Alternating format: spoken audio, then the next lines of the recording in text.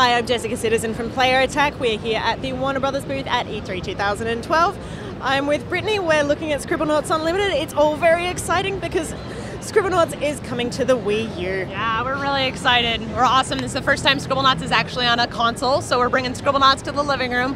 An awesome little franchise that people have really grown to adore, really expanding creativity. As you can see with the game, we're actually using high definition graphics. All of our art is in 720p, so lots of pretty stuff.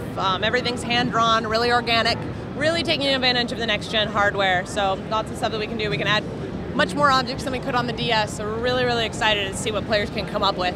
And this really is the platform you guys would have been waiting for in terms of how do we bring this to console? Exactly. I mean, one of the things that really works with Scribblenauts is that you have a full keyboard and you can just spawn whatever object you want, whether it be a dog or a dragon or a dialysis machine.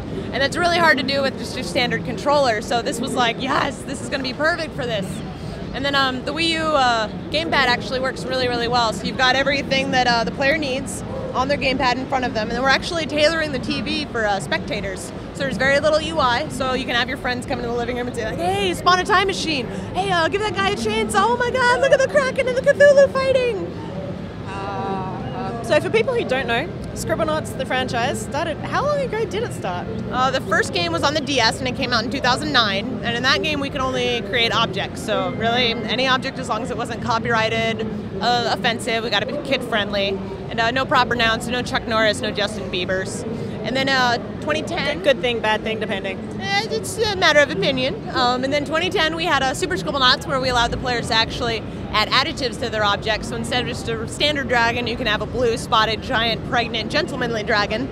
And then they would birth more dragons and they'd run around and also be gentlemanly and all dapper. And then in this game we actually have a full object editor. So you can create any object that you could possibly think of. And we've seen players this week come up with crazy stuff. Someone came up with a T-Rex with skateboard shoes that had a cane that shot muffins.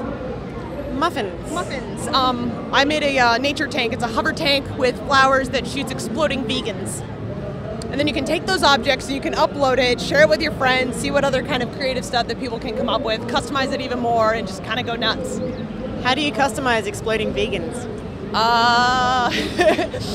Make them blue spotted and gentlemanly, obviously. Obviously. I mean, really, you can do whatever you want with it. That's kind of the beauty of Scribblenauts. This is true. So we talk about how you can play the game yourself. It's obviously pretty impressive single player. Is the multiplayer limited to people watching and yelling at you? No, we actually have a multiplayer mode. We're not really showing it off this week. We're kind of saving that one for later.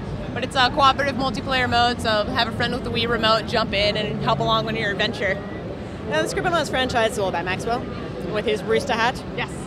And this is apparently a big step for him too. He's not just solving simple little puzzles anymore. No, we learned a little bit about Maxwell's backstory and why he collects starites. So Maxwell's got a twin sister, Lily. And since Maxwell's this little kid and he's got a magical notebook, he, becomes a little brat. You can kind of get away with whatever you want. You make your vacuum and do your chores for you.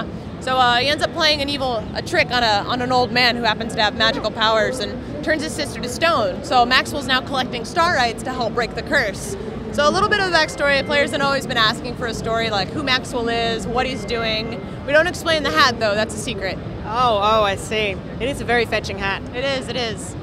But I love the fact that, originally it's basically, it was a puzzle game and it was a bit of fun and it was, collecting all the things just because you're told collect all the things, but giving it a story and a reason, that's so cool. Yeah, we're just trying to take Scribblenauts to the next level and make it bigger and better.